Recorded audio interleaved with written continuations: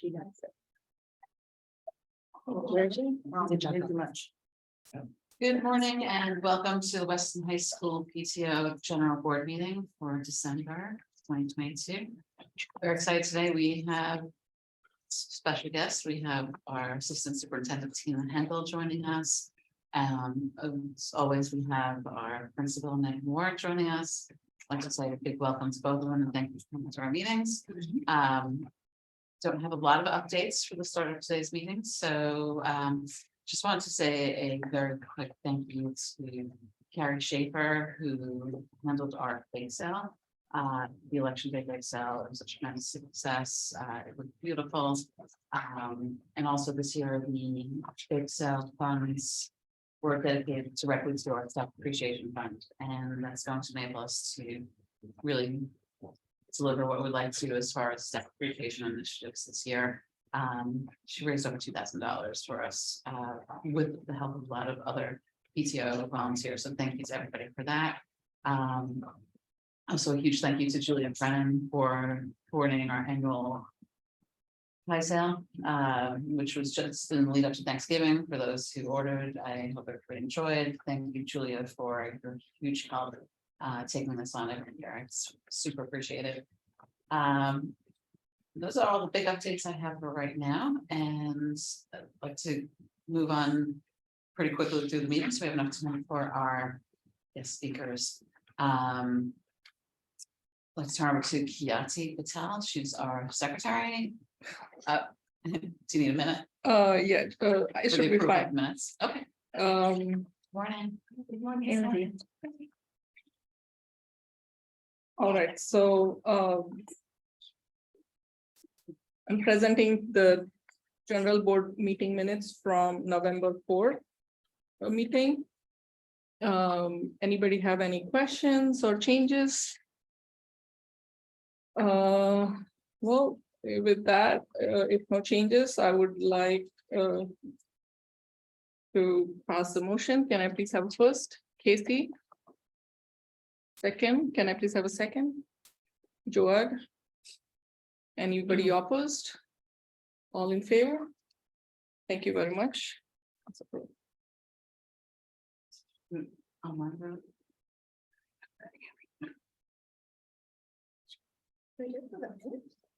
Yes, we did. Yes. Thank you, Kristen.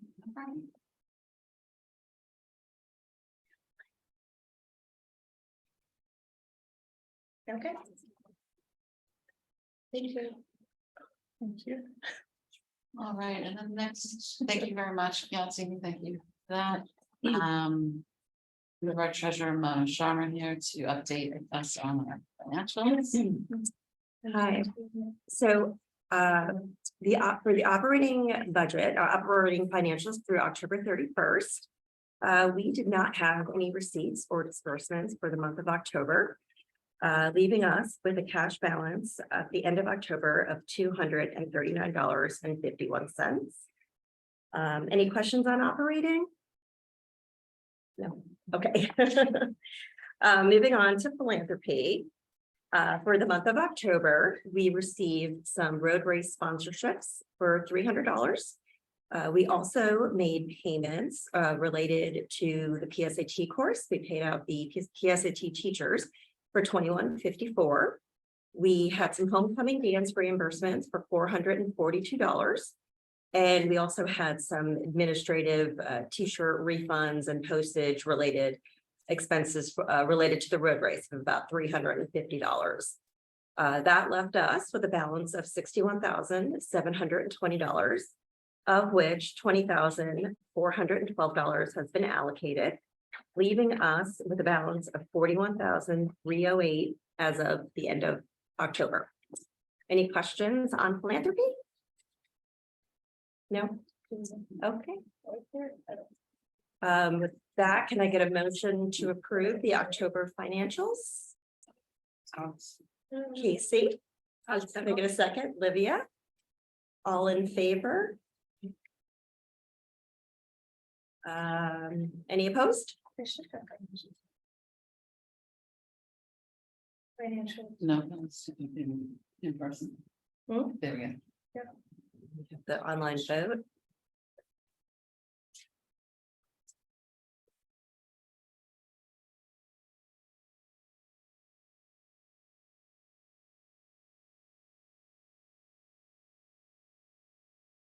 Okay, we got everybody. Okay, great. Motion passes. Thank you. Thank you. Right, and next on the agenda, we have Liv, from communications. No major updates, just a reminder that the newsletter will go out on Tuesday. So if you have any submission, please send it to me by the end of today, possibly. And also I sent a request to some members of the all the members of the executive board and class representative, because we are putting together a special blast to present the PTO members of the executive board and the class reps to each grade. So please send me your bio and a picture. That's it. Thank you. All right, thank you, Liv. Next, we have our philanthropy chairperson, Casey Saucy, here to present a few requests Yes. today. We actually have 2 requests today, which is very exciting. Joanne, before I begin, do you have a thing in there for the poll? Okay, great, thank you. I realized. Circle back with you to make sure you did it. All right, okay. First of all, we have a request from our principal, Megan Ward, who's here today and can help answer any questions if anyone has them. Her request is she's requesting funding for a graphics installation on the front doors of Weston High School. Not only will the graphics be spirited, but they provide a layer of security. Staff and students can see out, but you cannot see in from the outside, giving the perforated vinyl covering. It will benefit all students and staff, and it also qualifies as a investment in the facility of the school. So it does reach 2 of the benchmarks that we look for when we go to approve any funding request. The amount of the request is $1,939.06. It's a cost estimate to be split with the boosters that are going to be putting the same sort of vinyl covering on the athletics doors to the school. We believe this will add not only a security level to the school that's been approved by the police department, Officers Burdecki and Captain McCoy, grab those titles back. Officer, captain. Officer Captain. Or someone going. Yeah, they think that this is a great idea. I do have some images that I printed that I can share for those that are here. I don't know if you can go in front of the camera for those at home. Yeah, but anyway, so let's pass that around and then see if anybody has any questions about it. The athletics portion of this request has already been approved by the boosters.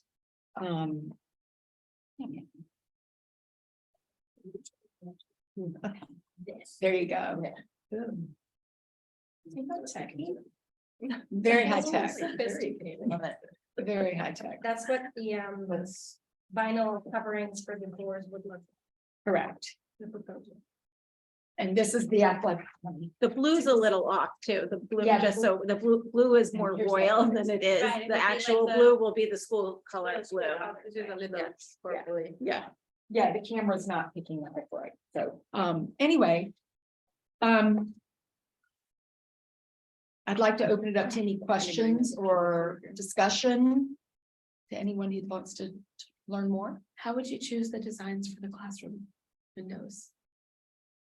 These are not on classroom windows. Here, let me- These are On the on front. the just on the exterior. exterior. So on the Oh. athletics exterior doors, we're using the Trojan head.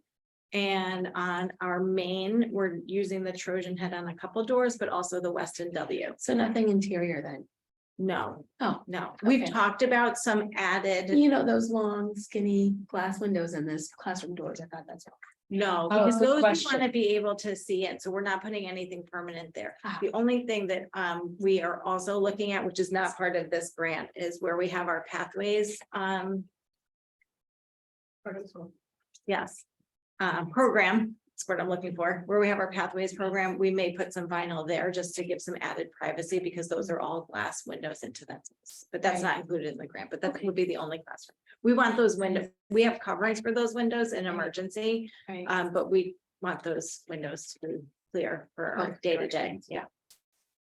So it's just the doors, it's not like the cafeteria or any of the other stuff, right? It's not the cafeteria, we have shades on those windows currently.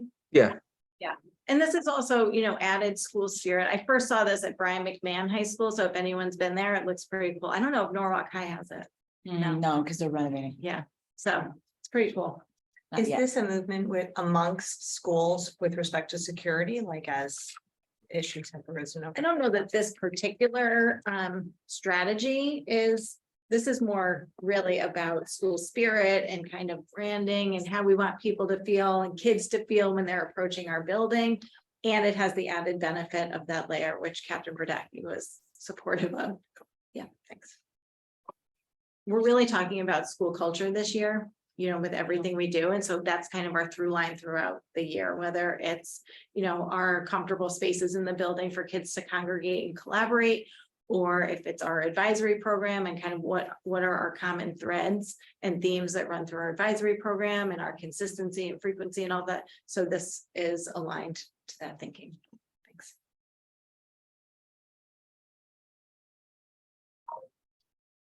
Good question. Does anybody have any other questions? So if there are no other questions or discussion, may I get a motion to approve? Jawad, okay, second, Second. Rebecca. Everybody vote, All those in. all those in favor, Okay, the Roberts rules, sorry, all those in favor? Any opposed? Or abstain? Right, motion passes. Yay, that's exciting. Just, I have to talk to the company and see if they can install it in the colder weather or if it's something that's ideally installed in the warmer months. So we'll see what they say. Great. All right, and then Thank you, everybody. yay. Okay, so now we have a second philanthropy request from Erin Wilson, who's one of the PE teachers here at the school. And she has asked for the physical education department would like to request an 85-inch smart TV and cart. This technology piece will help to benefit instruction to the students by showing visual demonstrations of skills, strategies, and gameplay. It can also help to improve our CPR curriculum and expand our resources. This request is for $1,677.89. I did print out, I can pass it around for those in the room. Actually, there's one you can hold up in front of the camera. So we did request more information in evaluating whether this TV and cart will hit the benchmarks for funding that the PTO operates under. And for the CPR classes, it's taught, it's a mandatory class for all students. So at some point, every student will take advantage of this cart, and also every student has to take PE. And so they will also be getting lessons through this TV cart. The executive board did approve this. In looking at the, even though our IT department helped Ms. Wilson do the research on this, I think they either have another plan for sound or forgot that it would need a sound bar, that's an additional cost. So the executive board has approved this request up from $1,677 to $2,000 to potentially include sound. I did do some research on sound bars, and that will fit in the range, I believe, depending on what the IT guy says we need for a sound bar for the gym. We also are asking back that before the purchase is made, that because of this time of year, electronics are on sale, that they may be able to get this purchase for less money now than when it was researched before. So if you want to hold the picture up to the people at home. Yeah, that TV, I just looked it up on Costco. It's $999 now. Beauty, beauty. Well, there you go. I love approving something and getting money back. Actually, thank you, JC, because depending on the sound bar that is needed for that space, having some wiggle room, more wiggle room than maybe we as executive board members thought we might need. So that's terrific. And I will let her know. You saw that on Costco? Yeah, I'm just on the site now on my phone and I can see. At Costco, they may even get like other things with it. Yeah, It's generally get a bundle. lot A more. bundle, yeah, right, bundle, yeah. Yes. okay, terrific. All right, any other comments or questions? All right, I was just gonna comment about, I love that it's supplementing or helping with the CPR like training, like that's something I wasn't aware of, that students here receive CPR certification during their time through PE at Weston High School. I think it's an awesome program. I didn't know that when I first became a high school parent, and it's great, and I love supporting this. great, thank you. Another employable skill. Yes. Yeah. Great life skill. Yeah. All righty, can I get a motion to approve? It's, And Second. second, Kathy, great, all in favor? Let me just pull it up on the online as well. Thank you. Any opposed? Okay, approved. Thank you all.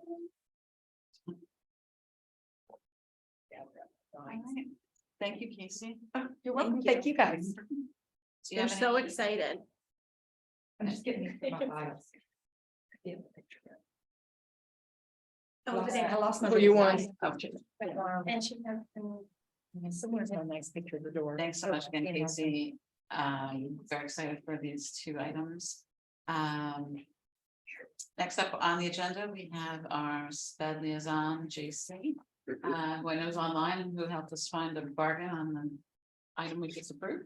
So thank you, and Yeah, so just a couple some quick things. So there's I don't know if it's been approved by Megan, but there's this Unified Summit next week, which some of our kids will be going to. And it's like a half day of like a seminar, but it's about unified sports. And that's next week. Also with the unified sports stuff, they've been doing they've got basketball they've been working on, they've been doing Zumba, which they did with Wilton. And so they're trying to basically create community with the other SPED communities in the other school districts, local school districts.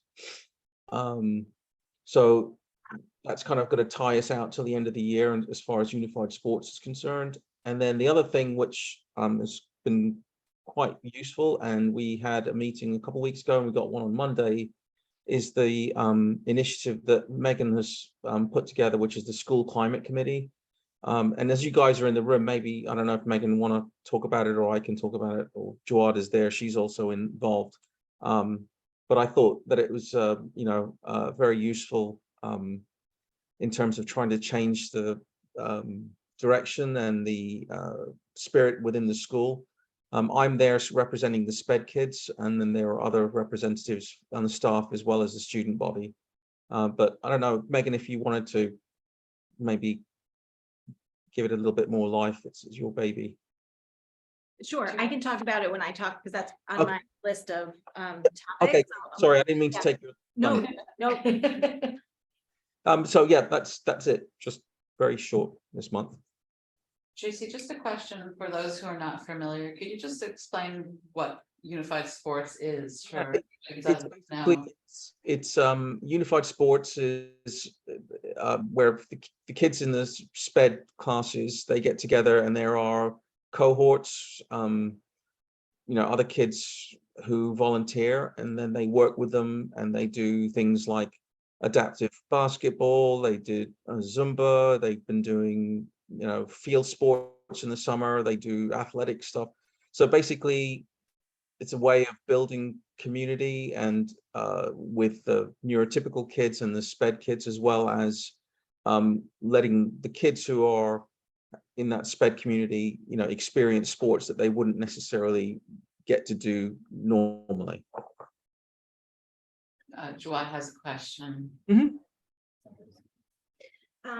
So how do you go about, like, how do you have the kids that are not SPED participate in these activities? Like, are there, like, I'm assuming, like, emails that go out to the student body and tell them we're looking for volunteers? How does Yeah, so what Eric Eric Budvig, who's one of the teachers there, he reached out at the beginning of the year and he got a set of kids who basically he recruited them throughout the school to basically volunteer and be buddies with, our kids who are in the sped classes. Okay. So he did that at the beginning of the year, and I think it's an ongoing thing where he, some kids come in and come out. So, we lost a few kids last year when they graduated, who had been with the program for several years. So, yeah, he got some new kids helping. Well, I think this is a great initiative. Yeah, it's great. Thank you, JC. Mhm. Next up, we have our parent class reps. Updates from each grade. For the seniors, we had a message from Janet Hoffman. They're in the final stages of planning PGP, which is the post-graduation event that happens every year, coordinated by the senior class parent representatives from the PTO. It's a secret location. Always is, always has been, and will be again this year, but they're working on it and they're finalizing. And parent reps have been busy fielding your typical questions about yearbooks, ads, etc. So they're very busy. From the juniors, I can update unless you would like to, Casey. Okay, so for the junior parent reps, they're currently working on launching the midterm survival this year. It was a big hit last year, so we're gonna move ahead and sell midterm survival kits online ahead of schedule. They'll be provided an early bird special this year. Look for details. We'll be sending out a blast and link online to pre-purchase midterm survival kits. And that benefits the class of 2024. But everybody's invited to partake in the midterm survival kit sale. They'll be distributed on campus just before midterms, probably the week before. We'll be publishing the date closer to the date. And just a reminder for everyone, the junior college kickoff is on December 6th at 7 p.m. Please check your emails from counseling department, and it's also been mentioned in Megan's weekly week ahead update. So please look for the information there. All juniors and parents are expected to attend, and attendance will be monitored so they can support families during your one-on-one college meetings. So please keep an eye out for that, junior parents, and plan to attend with your students.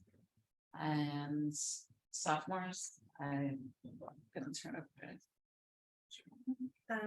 This week, we were invited to the Student Government Association meeting, which is always great to see the kids in action. Students were discussing the possibility of doing a social only for their class, for 2025 class, in which they were looking to the PTO to support. Again, they want to do a cookie decorating event, which they did last year. Their intention last year was to do it for the winter. We got the cookies ordered, then Omicron came and blew up everything. So then they did it for Valentine's Day. So now they want to give it another try again to do it holiday, festive, winter. So I've already been in contact with the bakery and we are in the planning stage. Their date supposedly is going to be December 22nd, that they needed to reach out to the office and see if the cafeteria was going to be available. So at some point, they're going to do the social. So that's it with the sophomores.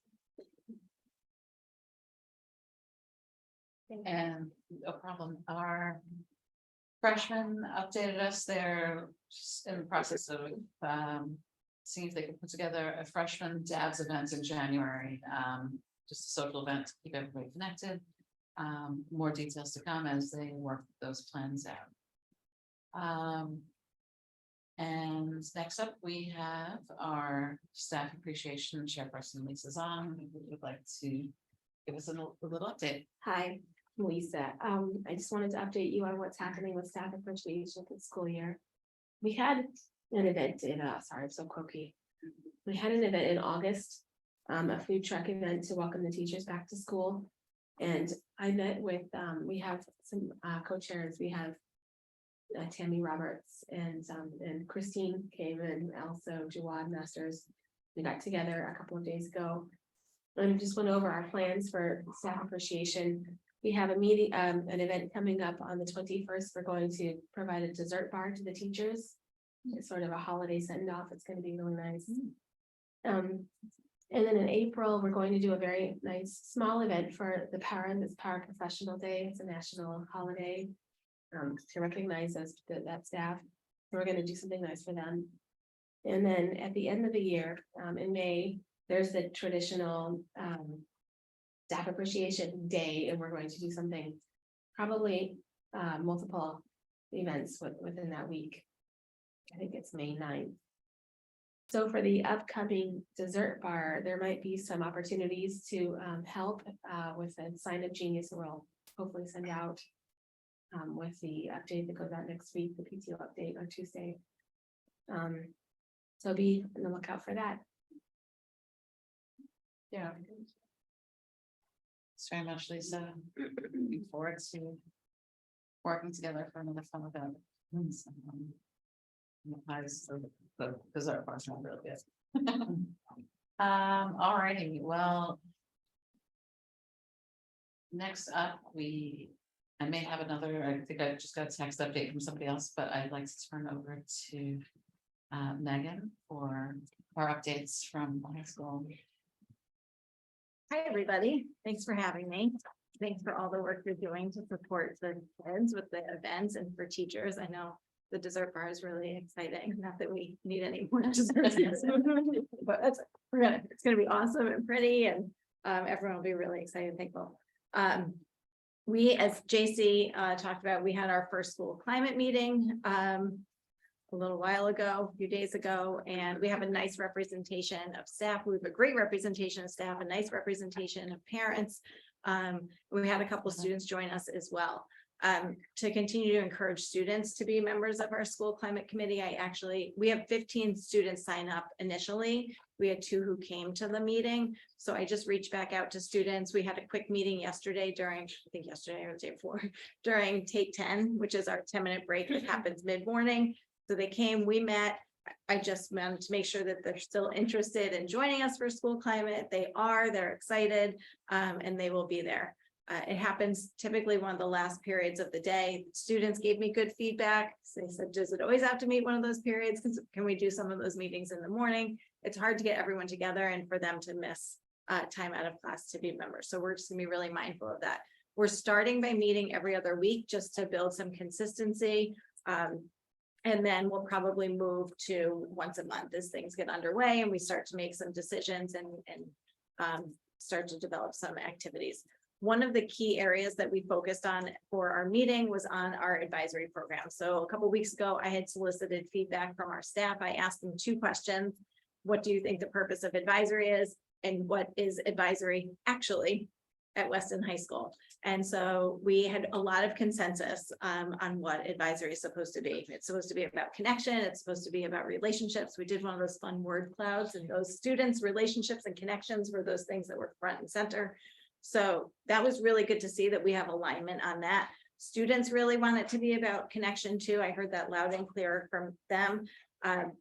We also know that staff don't necessarily need a script all the time. So that's some of the other feedback that we're getting. Like they want it to be kind of authentic and organic. And so we've had conversations that can it just be about cupcakes and conversations? And yes, right, like you can have some treats and share them with kids and develop connections.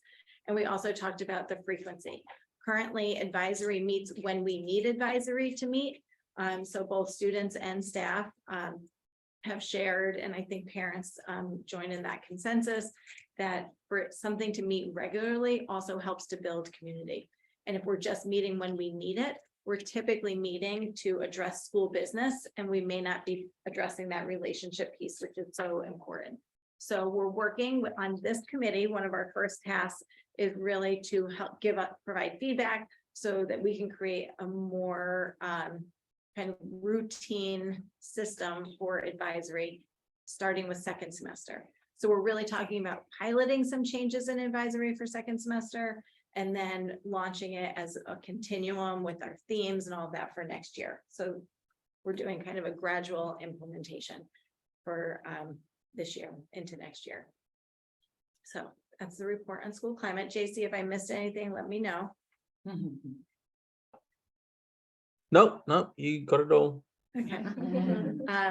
So like advisory is super important. We talked about the window vinyls being one of those pieces of like school climate and culture. Advisory is one of those things that can really be life-changing in the culture of a school. When you meet frequently enough, when kids really develop a relationship, not only with the adult in the room, but also with a mixed group of peers, right? They learn those collaborative skills outside of their peer group, which can certainly be more comfortable. So just making sure we have everyone engaged, and then looking at the lessons, looking at our themes throughout the year next year. You know, when we all meet in September, are we having a theme of welcoming when we come back, but also doing some executive functioning lessons, especially for our 9th graders and our 10th graders in terms of how they're organizing, how they're balancing their academics with their extracurriculars.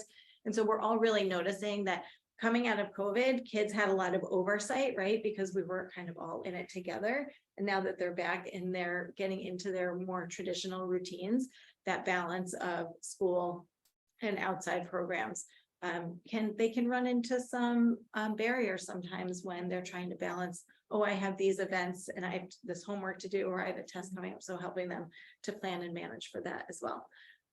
So yesterday, that was part of our conversation at our faculty meeting. We asked teachers, like, what are some themes that they would suggest we look at for next year? We also, at the school climate committee, it was suggested we either call it advisory or we call it Trojan time. I think we all agreed that we would like a new name. So we're, some of the ideas that were floated out there were connections. Actually, that was one of our student experience was another one. So really looking at rebranding advisory as well, and then the frequency of when it meets. So that's exciting. December is concert month, so I sent it out in my week ahead. So we have band coming up on the 8th, orchestra and choir on the 15th, and then our jazz night in the cafeteria on the 21st. So these are all new to me. I'm super excited to hear our kids perform. We got a taste of it at the Halloween haunt, which was really amazing. That was such a cool event, such a great tradition. We also have our robotics tournament coming up. I don't know if everyone saw that. I believe high school is competing on Sunday and middle school is competing on Saturday. It's a really cool event. Even if you don't have an interest in robotics, it's super impressive to see the court that the kids built over at the middle school and these robots that they designed based on the challenge. This year, it's like scooping up these like little Frisbee discs, like they have to create the robot that like vacuums them up, gets them into the conveyor, and then shoots them into a basket on the sport. It's kind of incredible to see their thinking when they're planning for those competitions. So it's open to the public. So we would love to see folks there either Saturday or Sunday.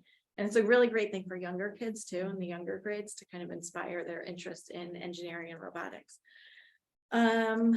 Unified sports, I just want to put, it's really under the umbrella of athletics. So Mark Gorkowitz really helps to facilitate that with Eric Brodvig, who's one of our teachers, and Eric Horton, who's one of our school counselors.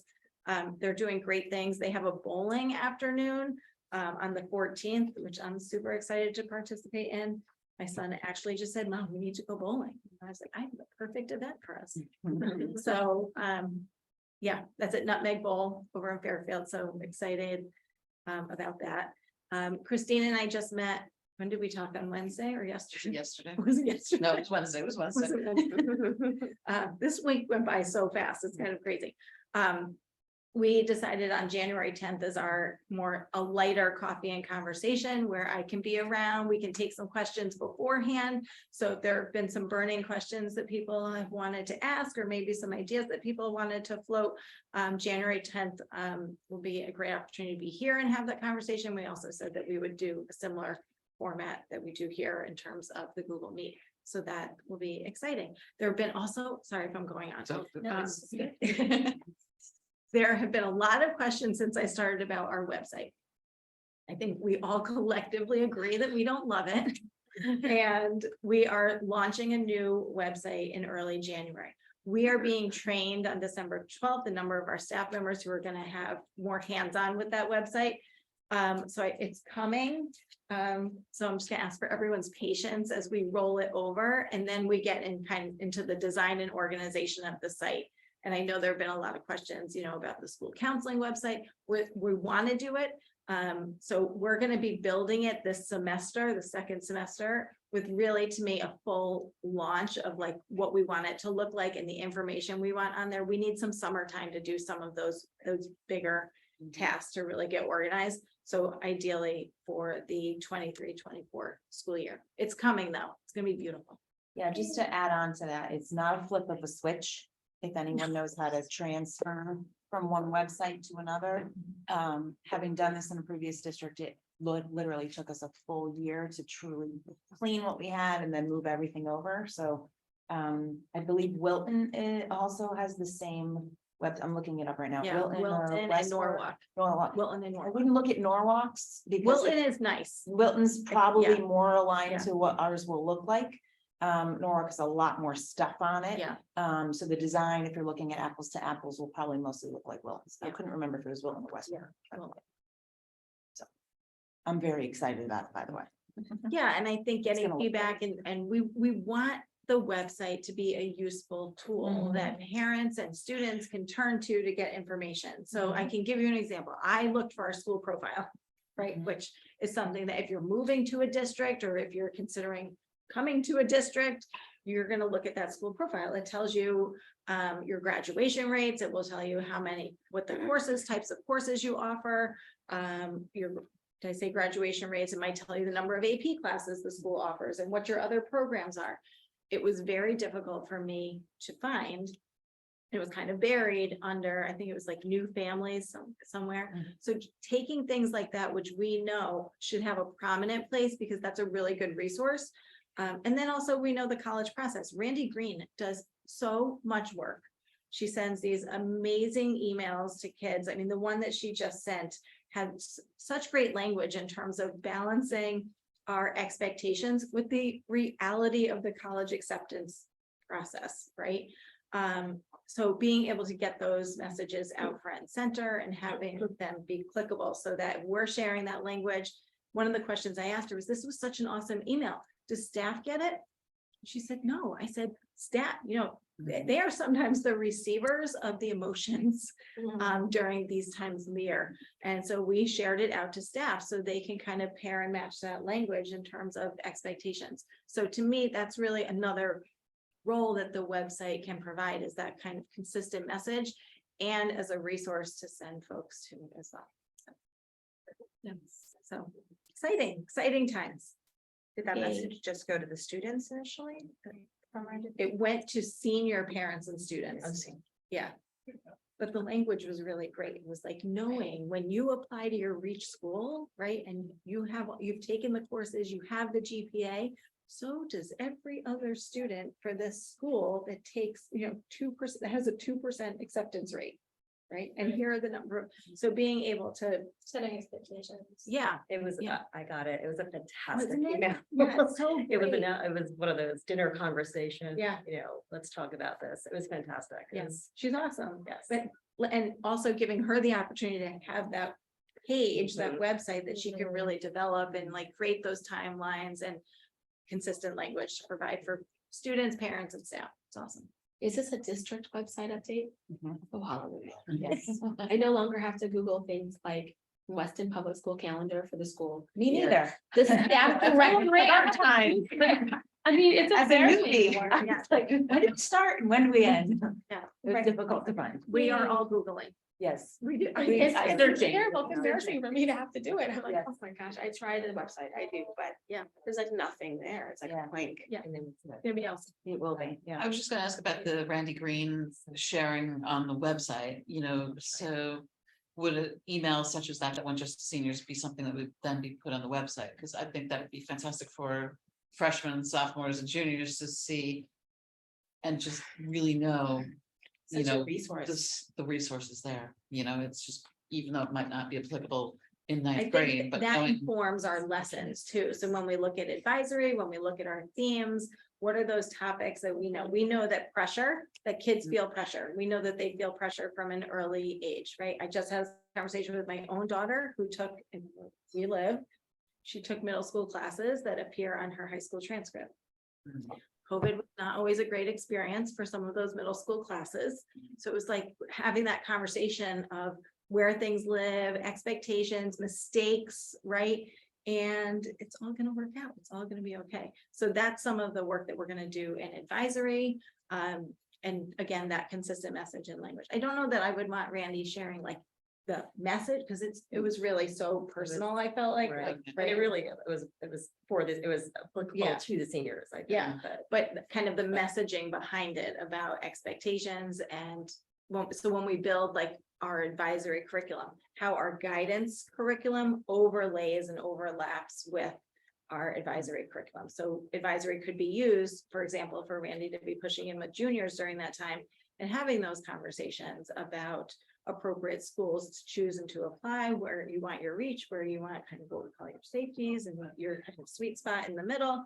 And so that's some of the things that we're talking about, consistency in our advisory program and counseling program. But to your point, I think the positive of also having that page for herself, not necessarily to put the email, but it will allow her that visibility where she can put us like a set message Yeah. with what her vision Yes. is to help students in Weston. So if you are a new parent that wants to move into the district and you want to see ahead and you can read what the college counselor and what the mentality or the psychology she infuses through the whole process and how she supports, that's a great way for me to gauge as a parent. I was like, oh, I really like, whatever the thinking behind her process is. Because right now she's like resource a, bank, she's right? like Yeah. a diamond that like not everybody necessarily knows in the lower schools. They will soon enough. Oh, yeah. Are there any talks of updating Naviance or improving to a better tool? So both Randy and Meredith Starsig meet with, whether it's like what we call our DERG A groups, school counseling groups, or college and career center folks. And then they also meet with the SWC, which is our athletic conference or state conference, Southwest Conference. And different schools use different systems. I can't remember the names of them off the top of my head, but yes, there are conversations about what the best tool to use. We're not headed there just yet, but there are preliminary conversations that we need to have more discussions about.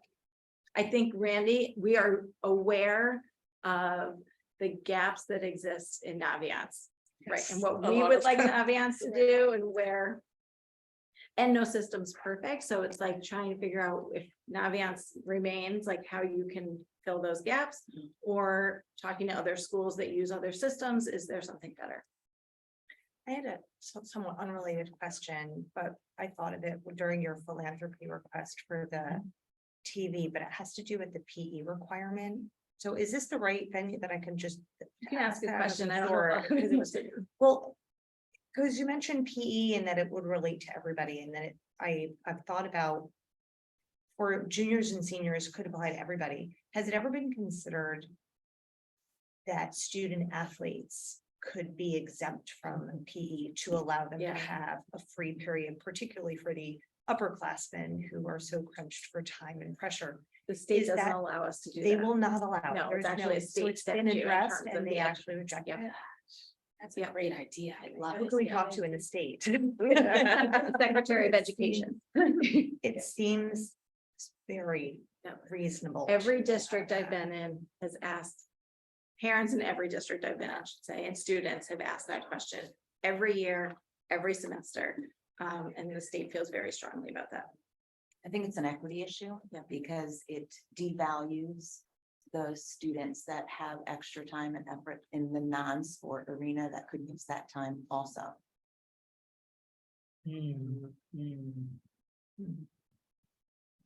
That's right. right. Yeah, I know. Yeah, I hear what you're saying. Mhm. That's interesting. I've heard this question every year, Mhm, but I've never heard the reason why. mhm. Oh, it's, I don't think that's the sole reason. no, but it's not. But that's an important one. Mhm. I've had kids saying, I go to the gym every day, I have a Mhm. trainer, I have this, like, this is Yep. what I do, can I show you, can I take a video? Sorry. I've also heard in situations where it's not an athlete, but a student who might be recovering and doing extensive prolonged physical therapy to recuperate from a health issue. They too cannot, from what I've heard, use that physical therapy time towards their PE Right. credit, Nope. so. And it could It's an be interesting- simply be a management issue. Like, how do you manage those that are in alternate environments that could potentially qualify?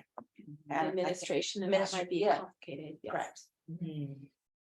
So, and inconsistent. Not the right, I'm not saying it's the right answer, I'm just Right. saying Yeah. That's the answer. it's the answer. Do you have any other questions for Megan before we carry on? Okay. Next up, we have our VP, Joel Masters. Wants to give us our updates and Okay. So, today we are super excited to have, in addition to our principal and board, we have our other guest speaker, who is our new assistant superintendent, Tina Henckel. Just a little bit about Tina. She joined, our school district, in September of this year. So welcome to our school district. We're very excited to have you. With over 20 years of experience, Tina most recently served in the Department of Leadership Development as the Education Administrator for School Support and Improvement in STEM for Norwalk Public Schools. You can also head over to the school website. She has a fully detailed bio there, very impressive. We're happy to have you.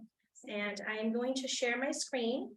Tina will be talking today about growth mindset and failure.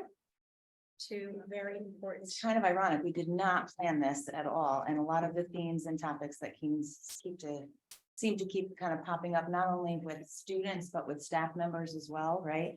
As we're building culture and climate and coming out of this like post-COVID environment and trying to reconnect and reestablish some social aspect of like maybe what we took for granted, prior to COVID, that we're learning that we're starting to relearn some of these kind of strategies and ways to think about challenges in our life and how do we deal with them. And first, I come to you today, right, as assistant superintendent, which is great. But truly, I come to you as a parent. I have 2 high school students myself, and I feel like I'm constantly learning and always reflecting on opportunities for them to how to handle adversity, deal with challenges, especially as they get older. Things get more complicated, the expectations get elevated, and they too are in a school system where they need to learn to balance the demands of academics with their goals of non-academic things, right? And so we want to do the best we can to help support them through it, because most of us have been through those challenges and deal with them. And so it's always helpful to have somebody to lean on. So we just actually completed a committee meeting around professional development for the district. And one of the themes, we did a survey to all the staff around what are some topics or themes that you would like more support around. And front and center, this was the idea around resiliency and responding and supporting kids with failure and challenges was front and center in one of those topics. And so I would gladly and would love to come back and do other things as we move on the year. I mean, I know this is early, but ironically, I saw that email too around, admissions and early admissions and kids dealing with rejection and failure. And it all kind of bubbled up at the same time. They were not linked at all, but we've got staff seeing it. We're really focusing on reestablishing and reconnecting with our staff and our students, with school culture activities. And then we're also, want to make sure that we are equipped to respond when students are met with different challenges throughout the school year. I know JC is on the call too, and it's so nice to see some of the people virtually too that I haven't got to meet since I arrived, but I met many of you in alternate contexts as well. And I've been hearing, about students as they transition, especially in lower grades too, from 5th to 6th grade. And now sometimes, like you said, 8 to 9, there's this transition of demands and maybe a different format or structure. And sometimes the simplest things that we may think are not so difficult to that child in that moment in time, it is. And so just want to have an open dialogue and a discussion around some strategies that we try to do as teachers in the classrooms on a regular basis, but knowing full well that we as parents can utilize those strategies and regularly do outside the classroom too. So that for me, that home to school connection is so important. And so although I may have like academic articles here, there's always a section in them around parenting. And there's always some strategies that, I switch my mind around not just the education part, but how can I use this as a parent when I'm home? I also have a 5th grader and a 2nd grader. So at one point in time, I had all of them at every level. And so when you talk about emotion and you talk about response to challenge and failure, I had the whole spectrum at the dinner table at one point in time, which was quite eye-opening. So we could talk about that later. It's not about me. So just talk about culture a little bit. I know this may sound silly. I don't know if you're presenting or not, but this may sound silly, but Megan knows this. Every time that we're with a team of our leaders or with our staff, we always try to do a community builder, which is an opportunity for us to reconnect and kind of separate ourselves. And so you can go slideshow and go to the second slide. So the parent community builder I brought today is a picture show and tell. So I'm going to ask you to play along. So you're going to go to your phones and I'm going to give you an opportunity to pick a picture off of your cell phone. You can do this virtually too. If you want to go into small groups, they can do it virtually. But you're going to flip through the pictures on your phone and choose one to share with a partner. And hopefully if we're so vulnerable and courageous and brave to share out, that would be fun too. But an idea is to choose a picture that resonates with you that may focus on a favorite moment or a place you've gone or a photo of family or friends. And I will play along too. And for those of you that are online, I'm sharing my screen with Tina's presentation. If you have a question, I'm not able to see unless I toggle back and forth, which would become complicated. I'm not able to see the chat. So please feel free to unmute and just ask for the floor to talk. Right now, everybody's looking for a picture on their phone, just so you know what's going on. So I'll pair with Tina and then you can pair with. Hold on, I'm having a tech moment. I can't even find my slide deck. How's that possible? Jude, how many people do we have on? We have, I think 5, but I took a picture of their names, so I'll send it to you. Oh, here it is. That's weird. I really want to know because I took a picture of a black screen. Oh, what is it? Oh, that's so. Oh my goodness.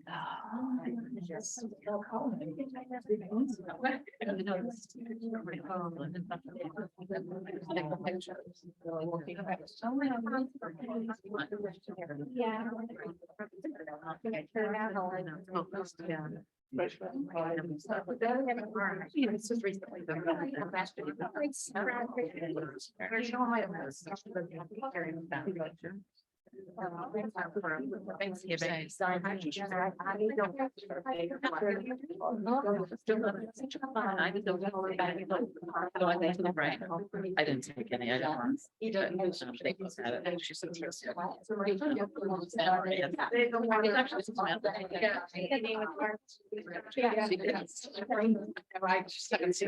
I framed them. Sarah.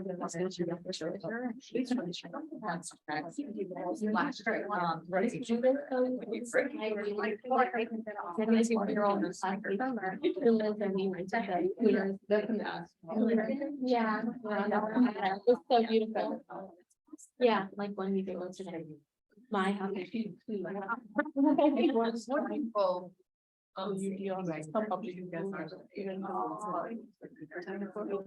That's interesting. Yeah.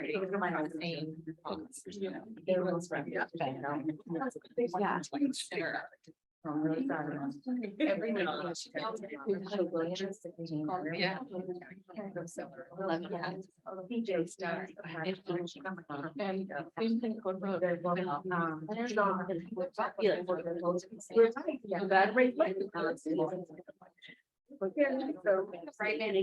He was there.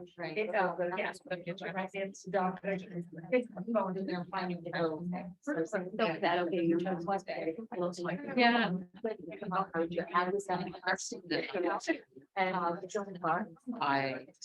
So yeah. I would imagine.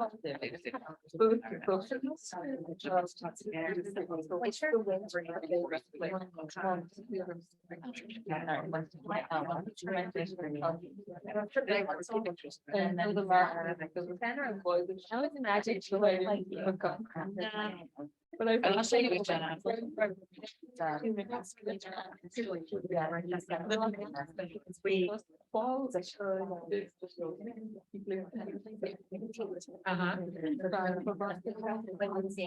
All right, anybody want to be brave and vulnerable and kind of share their picture and why they picked it? Oh. No, you don't have to share. No, you do not have to. But anybody want to play along and share what they picked? I can, Great, yeah. so I picked my kid's picture over the Thanksgiving break. My daughter was visiting and my son had just come out of his band concert. Oh, nice. And it was that first, like she had landed that morning and we went straight to the concert. And so it was a really special moment there. That's great. Oh, thank you for sharing. How old are they? My daughter goes to college, she's a freshman in college, so this was her first time coming home after. Wow. And my son is a freshman. All of it. Yeah. My gosh, that must have been great. That must have felt. Yes, it was. Thanks for sharing. Thank you. Anyone else? I'll share mine. This Oh, was taken at my birthday dinner. This is my high schooler, and he usually doesn't want me to take any picture. yeah. Enforcing. Press it again, Liz. Yeah, Oh, but he's that's- smiling, so. That's. You can send too and take a picture, which is very nice. You should make that black and white and blow it up and put it on the wall. That needs to go on the wall. That's a great one. Yeah, Great, that was the last picture. yeah. Anyone else? What's our picture looking for? Anyone online? Catherine, what was your question, my dear?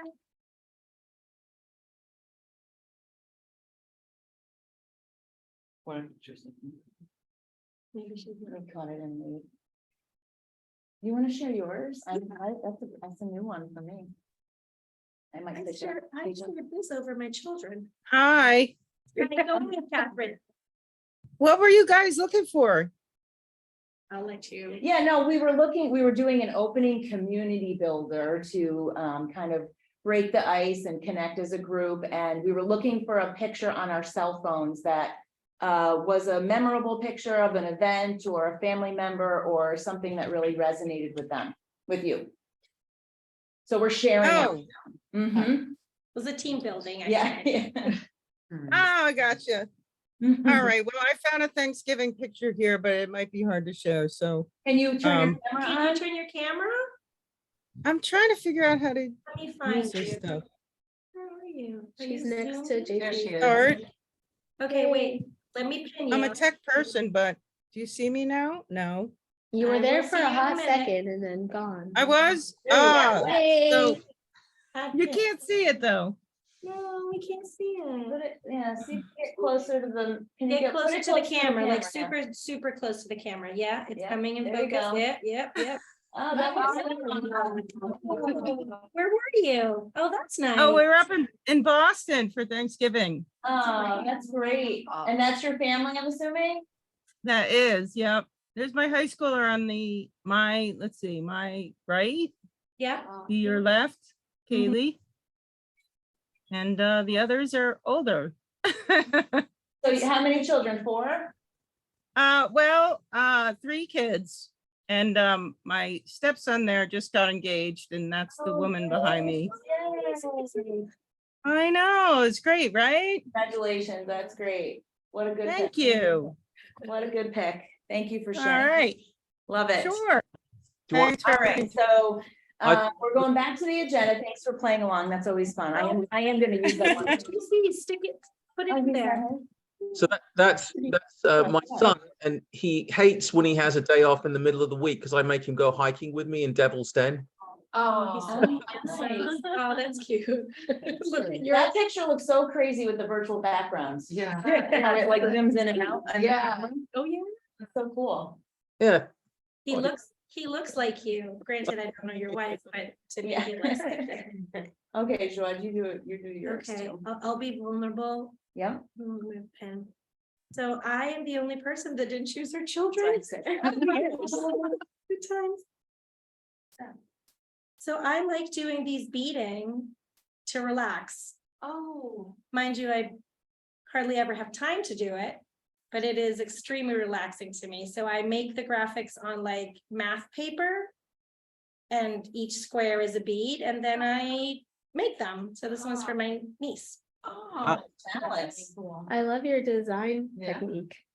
My math Graphic paper, yeah, that's awesome. You didn't say that part where you actually I didn't. design it. I know. Wow, Well, that's sometimes I cool. copy It's it. a whole new level. That was Sometimes a I whole copy new it. level. Yeah, that's amazing. So that's great. It's always nice to take some time to, separate from the nitty gritty of an intense topic sometimes, which can be bring a lot of motion into the topic, right? And to just kind of reconnect as a group. So we do this all the time with our internal group and with our staff. And so it's just a good opportunity to kind of reconnect and join together. So thanks for playing along. So today's topic around growth mindset and responding to failures is, or I put failure in quote, because failure seems so like harsh, but it comes up a lot, right? But the reality is we're really talking about challenges, right? How do we bounce back from adversity and challenges? So the agenda these are some just questions that I was thinking about myself, right? What's the research around growth mindset? Again, just to level the playing field, give some resources that I really have utilized over the years. I know some of you are very familiar with them, which is great. Talk about some resiliency strategies that respond to the social emotional well-being of students. And then finally, I'm always reading and rereading some of these books because sometimes I find that, our words matter with kids at any level. And so I know as a parent, I need to get better at this because my children deal with failure and challenges differently than I do. And so I have to remind myself of that, why can't you just figure that out? Like, why is that such a problem for you? And so a lot of times I'm looking for new strategies and vocabulary or language to deal with the response. And so one of the things I'm always having to do is think back on some of the greatest challenges that I had at their level. So when I was in high school, what were some of the challenges that I was dealing with, right? Because in their world right now, it's definitely not the same world that my 5th grader is dealing with or that my husband and I are dealing with, right? So my challenges that as an adult seem much more monumental than those that are at a high school level, but trying to really be mindful of trying to feel their world and trying to meet them where they're at is important. And also making sure like things in their life in that point, such as early admissions or sporting events that didn't go their way, or academic achievements that they expected to do maybe better on that they didn't. How do we respond to it? All right, so just going back, Carol Dweck is kind of the guru and the founder founder, I put in quotes, around growth mindset. Her research started over 30 years ago. And actually it started originally with just about failure in general. And she wanted to do research with students' attitudes around failure. It was really not coined growth mindset at that time. It was really just talking about failure and their response. And she had a control group in her studies where they actually specifically taught them about how the brain functions when they're explicitly taught just about how the brain works, right? That was one group. The other group, they explicitly taught lessons around how the brain functions around learning and how your brain changes when you're dealing with adversity in learning situations. And what they found was after that study was that if a student knew about how their brain function relative to learning, they grew exponentially versus if a student just understood how the brain functioned in general. So after that time, that's where a lot of the growth mindset work started and it was established. And so the idea here is that with repeated learning over time and repetition and perseverance, the result from growth mindset is that much more elevated, and the response is almost tripled in times with it when it comes to achievement and learning in school. And so when we talk about things that we can control and things that we can't, these are some kind of ways that we're trying to support our students when they're dealing with different challenges in the environment of school. So just moving on, the research, if those of you want to know some of the original research from her, this was the actual data that came out of her study, because when she actually collected the data on the different groups, it was basically a math assessment, right? They taught the control group about how the brain functions in general. And then the other group, they taught specifically about how the brain functions when it's learning and how it grows because of perseverance and practice and constant an attitude towards that approach. And this was the results of the math assessment of those two groups. So there was this clear divide when students truly understand how their brain functioned, if they had repeated practice and were dealt with challenges. So from that point, you may say that, well, that was old research because that was like 30 something years ago. Well, they've actually done more studies around students and asking students questions around what they know about growth mindset. Do you believe that your brain can grow and change with repeated repetition and learning over time? And the students that really had the response from the survey around growth mindset, this was some of their achievement data. And this was back in 2018. This was based on the PISA, or the PISA assessment, which is the Program for International Student Assessment. There's 600,000 data points here of 15-year-olds in 78 countries. And they talked about whether or not they believed in that their own intelligence is something fixed, or is it something that their intelligence can change. And the results were pretty astounding that nearly 2 out of 3 students who participated in the assessment, they had actually significantly higher achievement. I know this is not a great picture, but significantly higher achievement. Would you sharing the screen instead of, as much as we like looking at you, can we share the screen so we can see what you're presenting? Because we only see you. Oh, no. Sorry. What are you? Our JC, screen is.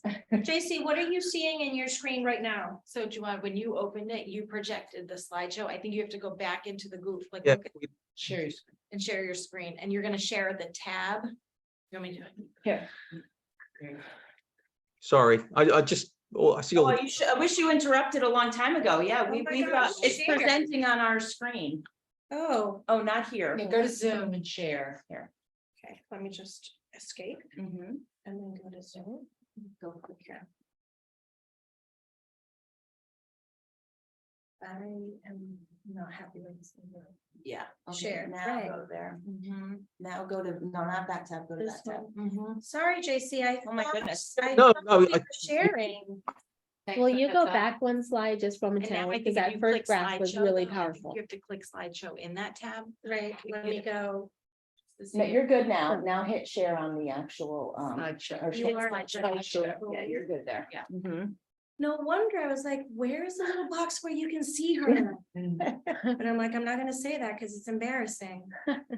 I'm so glad you said that. I didn't want you looking at me anyway, JC. Thought it was. Sorry. Sharon and I It's didn't say okay. that either. It's all Okay, right. I'm gonna go back for a second, because her slides are good, basically. Yeah, so this was the one we were talking about first of her, 30 years ago with Carol Dweck, her initial, yeah, Yes, Excuse me, sorry, yes, we are. I'm gonna have to leave in a minute and then We I wanna are. watch this. yeah, Yeah. yeah, no problem. Should I remove all the pin videos? No, I'm no, scared. I No, think it's I'm fine, scared. yeah. I was talking like that. So on this slide, we were just to recap real quick, we were talking just originally about her original data and her research from 30 years ago and what we can control. If you go to the next slide, that's when we started talking about actually some of the initial research with the two control groups. And the green group were the students who, before they took the math test, they were taught about how your brain is malleable. It can grow it can grow based on what you know about the brain and what you can actually achieve. And then the other group, which was the control group, was just talking about the fundamentals of the brain, the components of the brain, or general study skills, nothing really specific about, working memory, the basics of the mechanics of how the brain works. But in the growth mindset one, that was really mostly about, how the brain can grow in learning and how it impacts your learning if you keep trying, and how it can improve over time. So this was a significant change in the math assessment from the beginning teaching to the end of the teaching.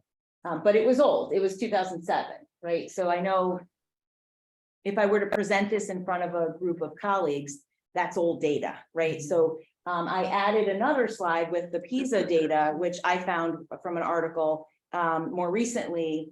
I'm so sorry that didn't come out very clearly, but basically, they asked a group of kids, 600,000 15-year-olds in 78 countries, about whether or not they felt that if they had a fixed mindset, if they felt that their intelligence was fixed, right?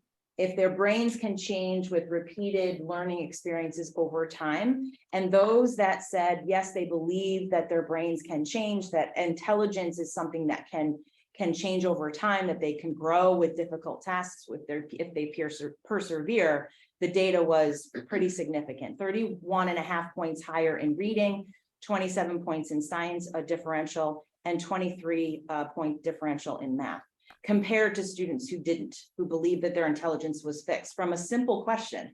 Wow. Right? It was pretty amazing. So and in the United States in particular, about 70% of students, based on this article, said they demonstrated a growth mindset, and it was associated with a 60-point higher score in reading.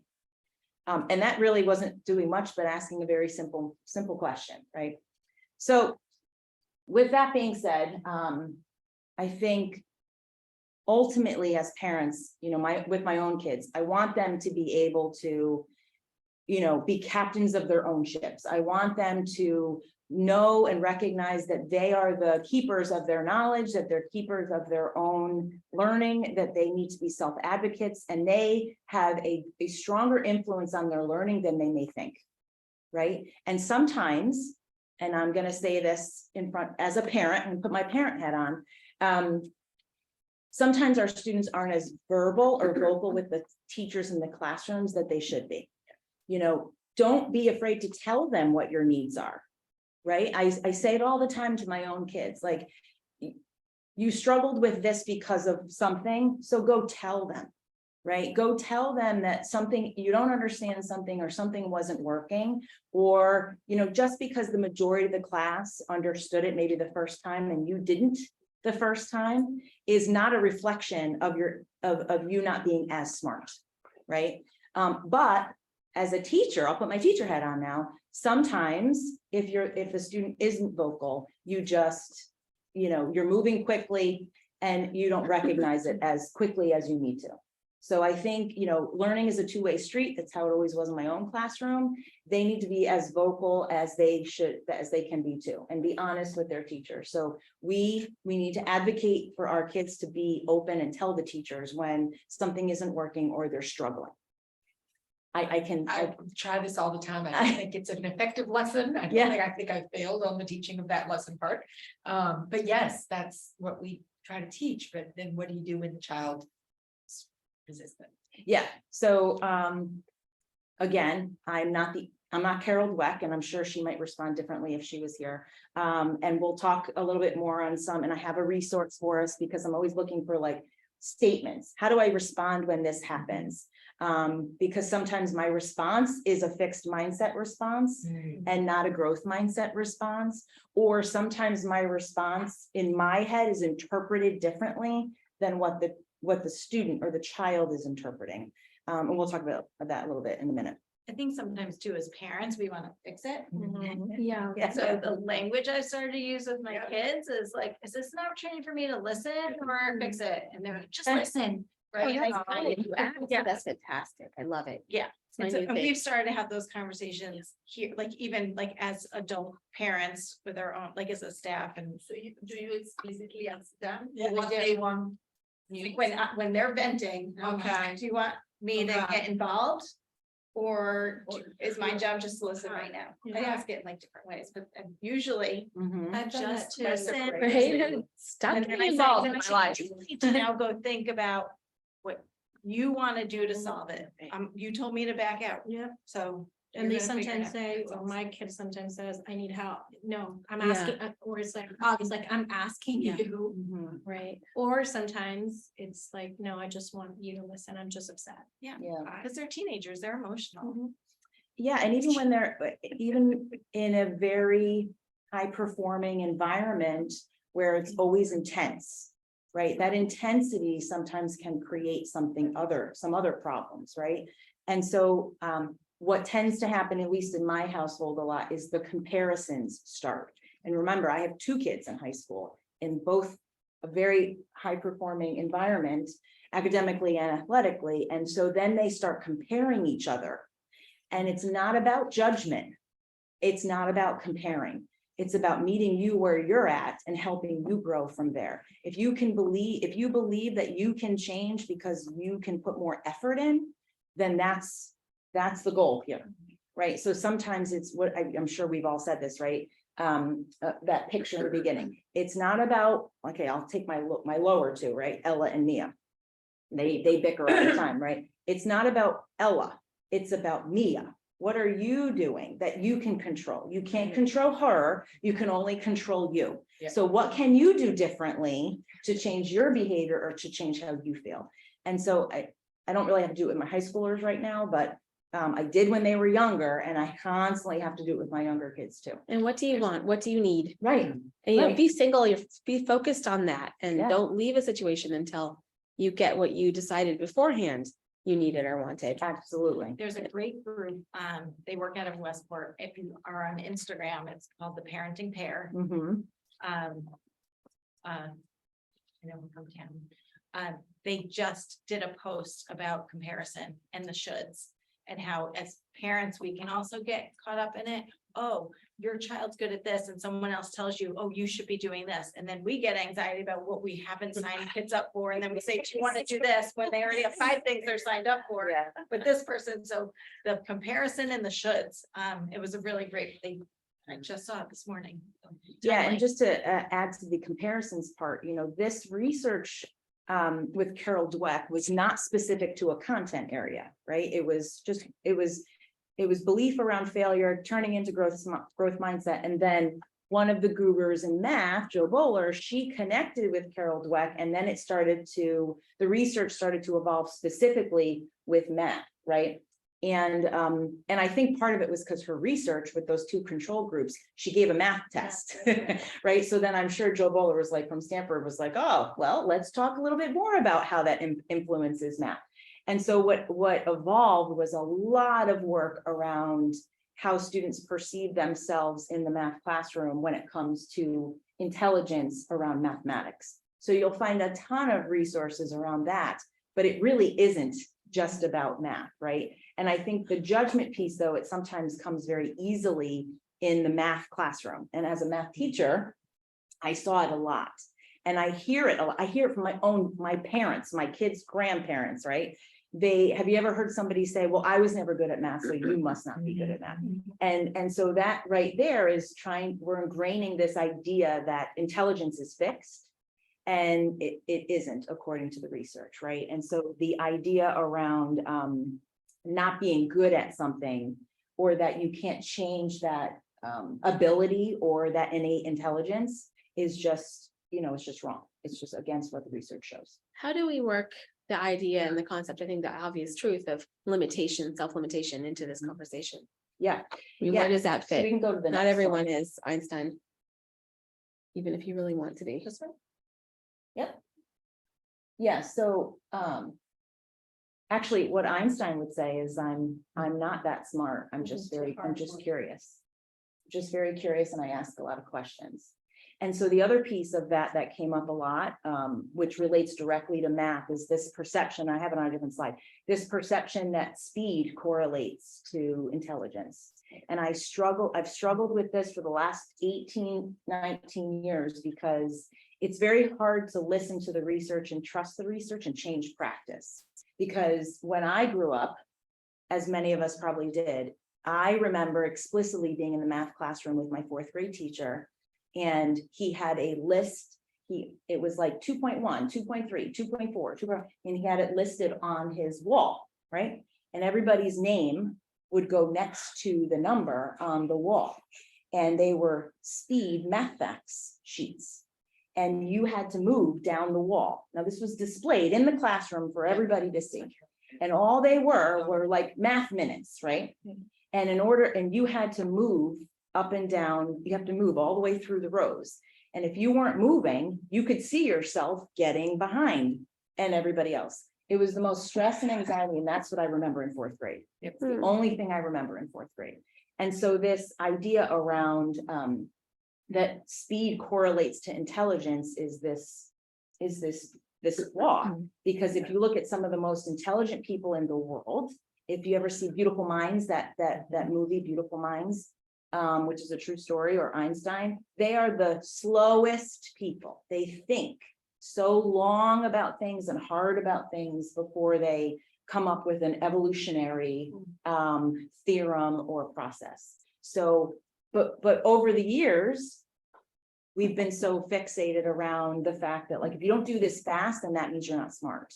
And I'm going to put my parent hat on, but if you look at some of our trajectories, and not in Weston specifically, but across the country, we put kids in buckets based on how quickly they can do things, and then they go through this trajectory faster than the others, making this structure environment to say, if you're not fast, then you're not as smart as that group. Right. I mean, even like time tests in the classroom, I mean, you can see other people are finishing and you're just, it's this tremendously anxiety inducing experience, but we do that to our kids all the time, even at home. Yeah, and I think so over time, I will say that's one piece of the puzzle that I think we've shifted away from in at least in the state of Connecticut, right? And in most of the classrooms now, we've shifted to removing the time factor, giving all kids, not just a student that may have it named on an IEP that they get extra time, but that, students can advocate with their teacher, and the teacher can provide more time if they need it, if the child is intentionally working, right? We've also talked about retakes and reassessing, right? Opportunities for kids to try again. Because I always say, and I said it to the faculty, which is not anything new, high stakes assessments in life always allow for retakes. For example, if you go to get your driver's test, how many times can you take your driver's test? Unlimited. If you fail and you want to go again, you can go do it again. Even what's the assessment to get into law school? You can read The bar. a lot of those entrance exams to get into master's programs or business programs, you can take them over. Correct? Yes.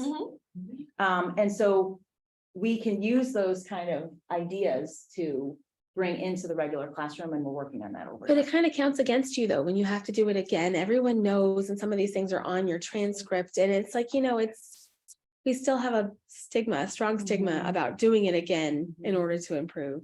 What's on the transcripts? It's not on the transcript. No, I think that things like SAT scores, I think that Not on those the can be, transcript. no, sorry, Like not in some transcript, but they're, colleges ask these are like for officially recorded records. things that can be found. it's just the most recent assessment. It's not the And number. you of decide what you want to send, Mhm. right? Right.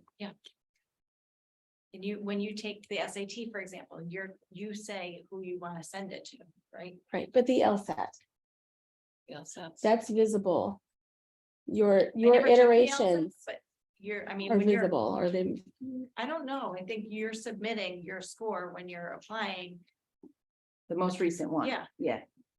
and And just maybe- like the GREs, just like Yeah. any of And the so maybe we SATs. could talk specifically, because I know that, you know. I mean, we- it's flawed, right? You can't perfectly erase the concept of time limitation being reflective of your ability. I mean, if you really know something inside and out, you will be faster than the person who's maybe doesn't have as strong a grasp on the material, and that's just a life fact. But that doesn't mean that you can't change that. is the Well, we point, can right? work, we can Mhm. recognize that. Yeah. And then work to, give our kids a better Mm-hmm. experience in terms of like not judging themselves based on speed. It's Mhm. an inaccurate way to judge your Right. I I intelligence, think how it's just fast you are. If we're broadening the scope of success, like how we're defining Exactly. success, Yeah. the rate at which you know something may not equate to success. I'm actually listening to a podcast. It's Neil Yeah. deGrasse Tyson, right? And he talks about being a business major at the University of Texas, right? And they basically kicked him out. And then then he went to Columbia and found his place and his success. And he also admits where he didn't spend enough time in the lab, or he decided to focus on other things. He decided to talk to human beings to understand what human beings were really curious about in the field of astrophysics. Right. So I think I listen to a lot of podcasts, and they're really successful people. And the through line in all of those podcasts is how many times the most successful people failed. Einstein, how many experiments, how many different ways did he have to write, Right. factor, figure something in order to get to? a Right. proper And I think solution? that's the bigger that's piece the here, like bigger your, thing that we want to teach. you're the author of Diary of a Wimpy Kid. If you listen to his life story, Yeah. it's amazing. It's quite an Mhm. awesome story about how it evolved and how the number of times that he failed and the experiences he had to get to where he was. But the question is, how do you recognize where you're at and celebrate the achievements you had up to this point? And then what are your goals? Right. Right? And I think separating ourselves from trying to judge me from somebody else, that's not important. Right? What are your goals? Where do you see yourselves at? And then how are we going to get there? Right. So I think growth mindset is totally connected to goals and goal setting. And I also think it's just celebrating where we're at and achieving that and recognizing that we're all different and we're all going to get to our level of success at different points in time. And that's just the beauty of being in this type of a diverse world. Not everyone's going to be the Diver Wimpy Kid, but it's depending on how you define success for you. I think Right. Rebecca. I had a think question. this is, I really agree with everything you're saying, but I think that the way that the education system is set up is in direct opposition to everything you're saying. Like, the fact that the school has 2,700 AP classes and honors classes that these kids are aggressively pushed to pursue, and then told by schools and administration and colleges that if they don't do that, they're not going to be factored in the same way, or their GPA is going to look different. So as far as speed, it's one thing to say that 2 hours on a test or an unlimited time frame. Mhm. But there's also the speed with which they're told to learn the information. There's like an aggressive push to be in a faster math, for instance, and that starts very young, where it's like, depending on the district you're in, you could be in an incredibly accelerated math program versus just regular math. Like, I didn't have any of that growing up. Like, I don't think AP classes, I don't think in my high school we had anything called AP. I think some kids went to like a community college in high school. Maybe that was kind of the equivalent at the time, but it didn't exist. You kind of learned what you learned, and it just, I'm agreeing with you. And then trying to figure out, well, how do you implement this in life? And you could have conversations around the dinner table every night But the second your kid walks out the door at 7:30 in the morning, they're faced with very different demands than what we're seeing around this table. And I think we have to talk about where the push is coming from, right? Because I think so often it's like, I've been in a lot of high performing schools, right? Well, you're pushing these kids to take these classes. No, because we actually as adults see the consequences of the overload, so we are not. We could say the colleges are, okay, but there are only so many colleges out there at a certain level. And I think the more we can shift the conversation to, there is a right place for everyone. And there is a competitive spirit around all of this. And as much as we work to combat it, those conversations have to be reinforced at home. And the more we can all reinforce, I know my kids, the same thing. My daughter, when can I take my first AP class? And I was like, well, she's a freshman. Why is my GPA like this? Because of the classes I took in 8th grade and blah, blah, blah. And then, so I think you want to reinforce like your own pace and your own beliefs. So if you are a family and you're a parent that can say, I want to raise successful, happy 35-year-olds, right? That was the latest thing that I just heard and read. I was like, oh, I love that, right? Because that's what I don't know. I think we each have to define for ourselves as parents and then reinforce that in conversations. I don't tell my kids, I don't care where you go. What I say is, whatever comes next, I want to listen to you. You are the captain of this ship. And then we say here, I say it all the time. I say it in my week ahead when I send them out, right? Listen to your children. And I ask my kids all the time, what do you want? Yeah. What do you want? What are your goals? Because I am the guilty parent. I'm the opposite. Have you ever read Tiger Mom? I am the Tiger Mom, like my husband and I. They've had goals written on their wall since they were 7 years old, and they've checked them off as they've gone. He still has them on his wall. Like the opposite though, is that we kind of created this over intense kid. Like we thought we were doing a good job. He was young. He was my first kid. So honestly, and I'll tell him this, I like, you gotta calm down, like stop being so intense. So on the flip side, it was, yes, I believe in goal setting. What do you want in life? What's the balance? You know, he's in high school now, and the academics are extremely stressful because the people he are around, he's got freshmen and sophomores in AP classes. He's not in an AP class, so it's okay. Where are you at this point in your academics? Are you able to balance and manage the demands of the classroom? You need to accept that.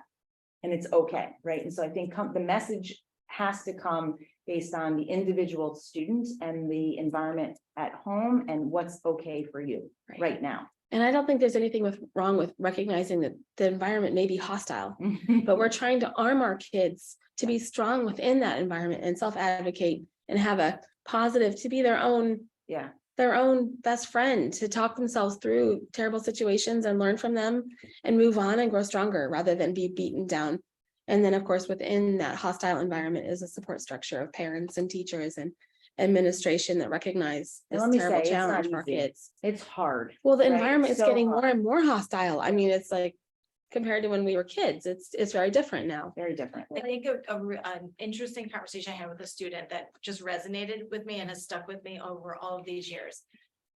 She came to see me and she said, my parents tell me all the time, everything's going to be okay. You don't need to take this course. You don't. And I looked at her, I said, do you believe them? And she said, I do. No, she said, I do. Okay. And she said, and my mom went to Cornell, my dad went to Harvard. How can I not fulfill that expectation? I said, did you hear them that they don't have that expectation? She said, I heard them, right? And I feel a responsibility. And what we see in communities like this is that kids put their own pressure, right? No child wants to disappoint a parent, and they don't want to disappoint their teachers. They don't want to disappoint their counselor, right? So it's all of it. So it's about how we continue to have those supportive conversations, validate how they're feeling, right? Say, don't worry about it, right? Don't like that can sometimes cause more anxiety too. And I think too, recognizing that like a growth and a fixed mindset, and when we come back to this topic, we have both. We always have both, right? And it's a continuum. And it's not about saying, I'm always gonna have a growth mindset, that's all I'm gonna have. That's not life, that's not the reality. It's just about recognizing when you're in certain situations, and like you said, how do you pull out those resiliency strategies and those self-talk responses to kind of move you or shift you towards more of an environment where you could say, I can pick myself up. I know this was a challenge. I'm going to keep working and I'm going to keep moving forward. I'm going to try again. Right. And when I succeed, I'll be better for having failed. Correct. Right? That's This is right. like I And always that's tell how my my brain kids, grows. it's right? better when you fail and then you succeed out of that failure. Like that's so much better than never having failed. Yep. Like you're so much stronger and smarter and faster. Yep, absolutely. So I'm going to move forward because I know we're running out of time a little bit. So what we can send it, they can have this right after, because there's some embedded videos.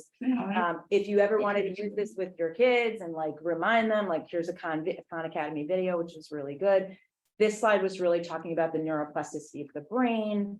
If you keep clicking, because I put animation on it, you know, just kind of reminding ourselves of what neuroplasticity and malleability of the brain means. And when there was research in Jill Bowler's book around a child who had brain damage, and they thought that she wouldn't, and part of her brain was actually removed. And it was actually the research over time and the different challenges that child actually engaged in, that part of the brain grew. It was quite an impressive story. Jill, if you looked up Jill Bowler, there's a video on it. So just some pieces of information around how the brain grows. And in summary, we know that the more times that we challenge our brain and engage in difficult experiences, it creates more connections in the brain, and that's what makes our brain grow, right? Neurons that fire together wire together, they become stronger, and that's how we become stronger as well.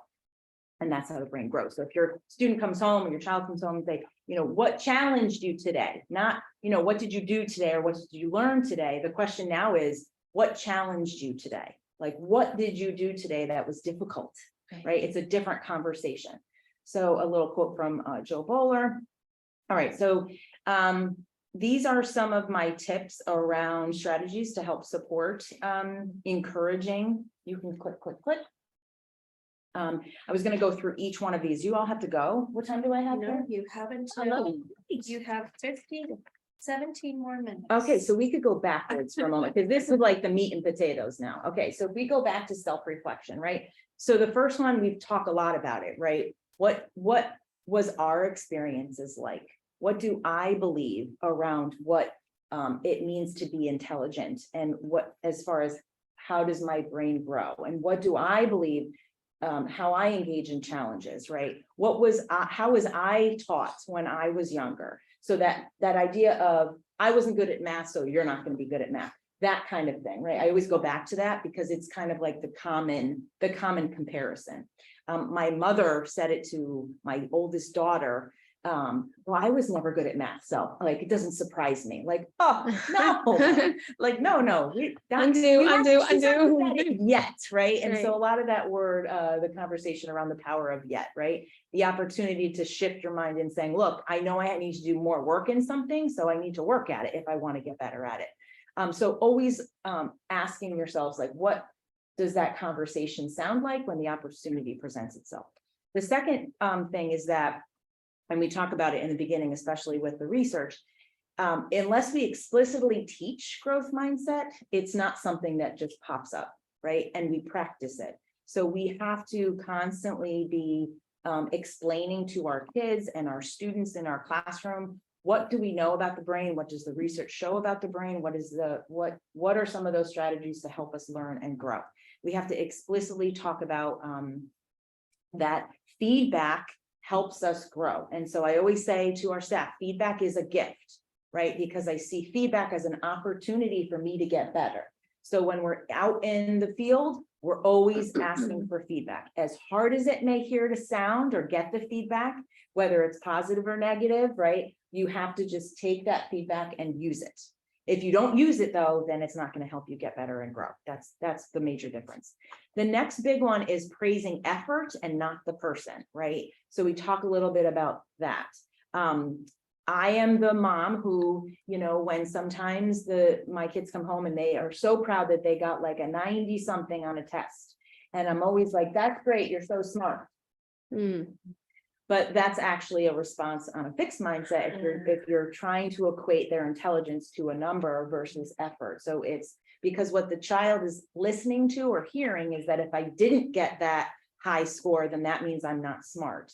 And so that is something I have to always, remind ourselves, because when we were growing up, that's what the response was, right? It was always about the outcome and not the process. So a lot of the research around supporting a growth mindset and persevering and building resiliency is to praise the effort that the child or the person has put into the work, right? And so not really focusing on the outcome. And also adding the power of yet at the end, right? So if someone says, I'm not good at this, I'm not good at this yet, what do you have to do to get better at it? How can we change what we do on a regular basis so that we can grow and get better? Can you give me just really quickly? I have a child who puts a tremendous amount of time into things and 100% of her effort and does not get the result out that she so desperately wanted and was willing to pay for in advance with the work. How do you respond to that? To the effort that she's putting in to keep working. She's doing Yeah. I love how much time and energy that you're putting into the work here. You are persevering and it will come. That's where The the yet outcomes goes will in. come, right? So you're not getting the results that you want yet. Or what could So we do I say, differently? right, what can you do differently? Right? Something And I needs to have- change. Mhm. It's not the amount of effort you're putting in. I think Right. you got that maximum. That's good. What could I we mean- change and see what the result is? Yeah, to Right? go back to what Tina said, did you meet with the teacher? Yes, she did all week. Like, oh my gosh, like and my head just exploded when I saw this grade. I was like, oh, honey. But now that you have the results, Yes, Right? well, this was after, this is the second, it's chemistry, chem, and it's been a challenge, honors chem. It's my Yeah. sophomore. My daughter's in honors that chem is environment. hard. She's in, yeah, It it's is. hard. It's very. And I did And, tell her, I was um, like, this may not be your subject. No, I don't. No, I but wouldn't we go don't there, know but- that yet. Yeah. Subject, I mean, it cannot be for everyone. Chemistry cannot be for everyone. Refocus where their effort is. Like I've been in situations where. And they're exhausted, they're out of breath, but they're literally, the wheels are spinning in mud. Yes, yes. So sometimes they don't realize that, and you do have to, I've done sometimes. Because you have you have more knowledge than they do, sometimes you do have to say, I know you studied the all week and you saw the teacher, but. Did you raise your hand in class leading up to this? Did you, perhaps go for extra help before it was the week before? Did you talk to me about it and do note cards as opposed, maybe this is a better study guide than. In this maybe situation, I can say she did everything. Because I was focused on it because we'd had a failure before.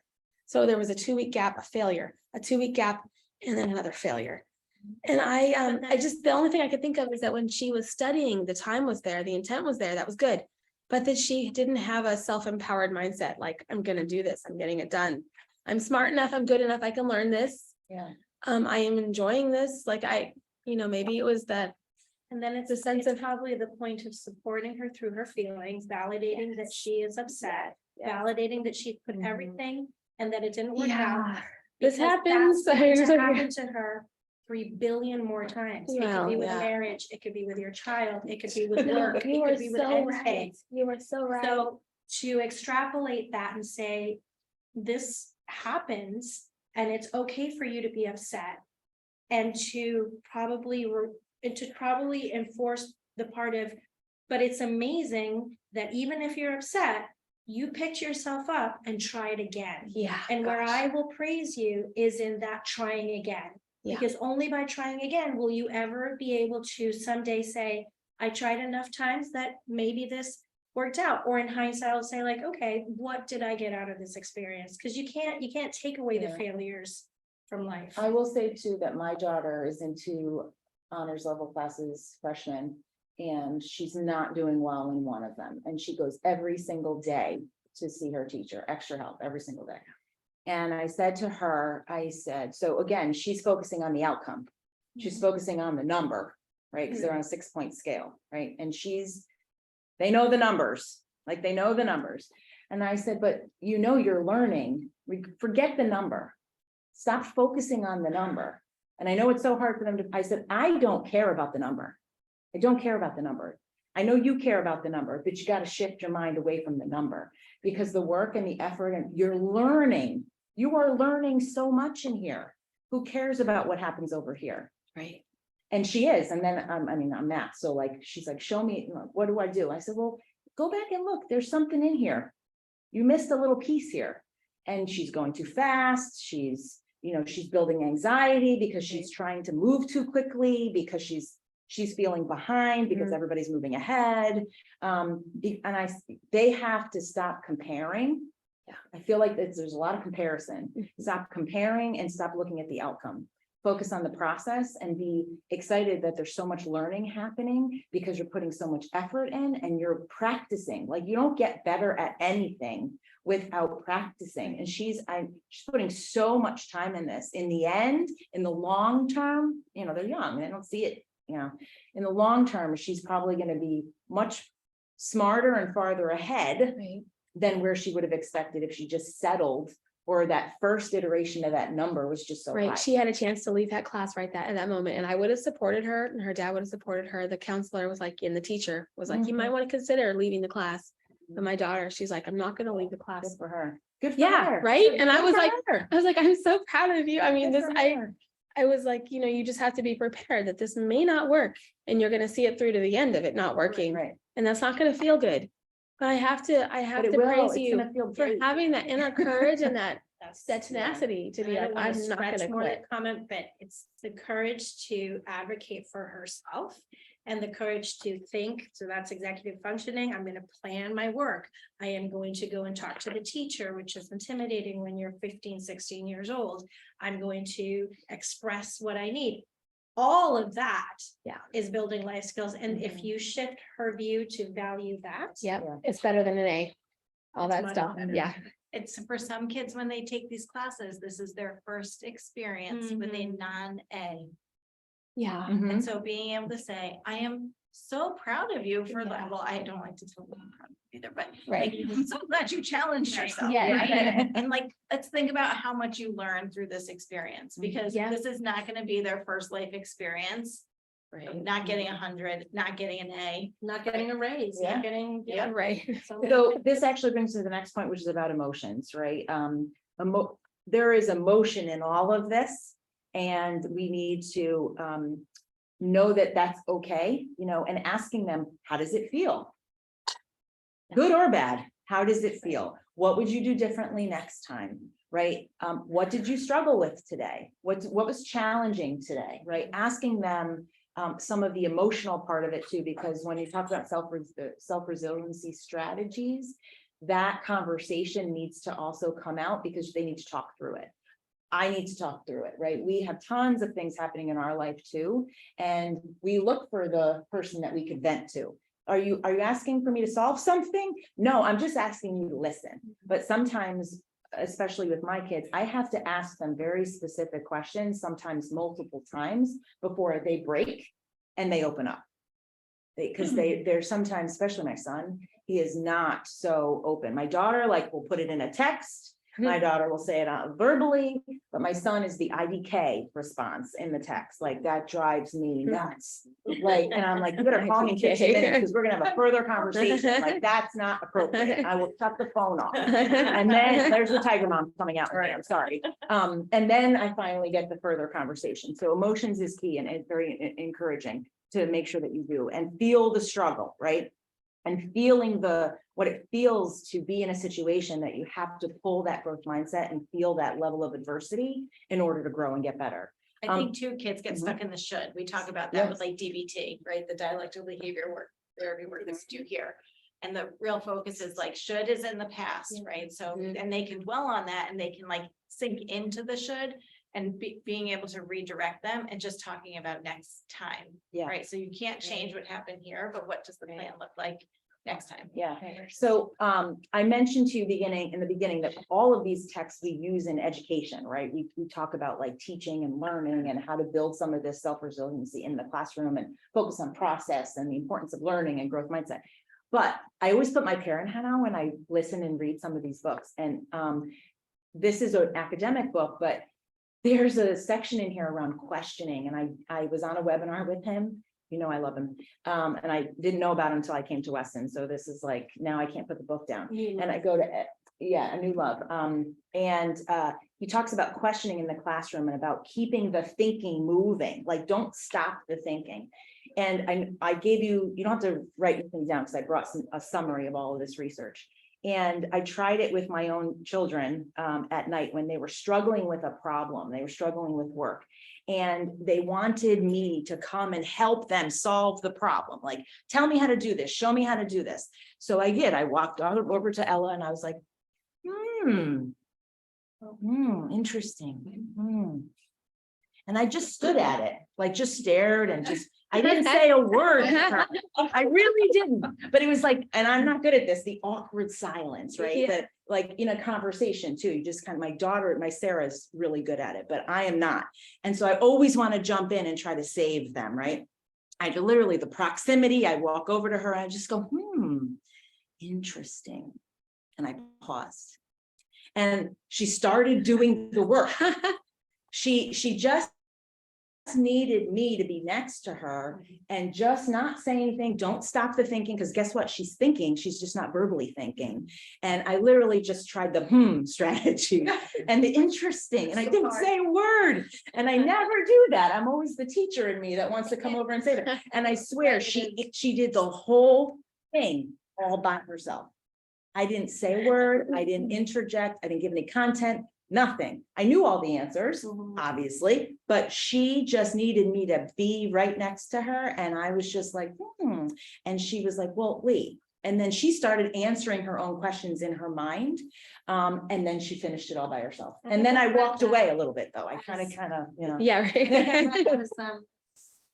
Read it in some literature, it's called shadow supporting. Oh, that's a new Where one. you shadow the person, and all the person needs is just to have that other The person proximity.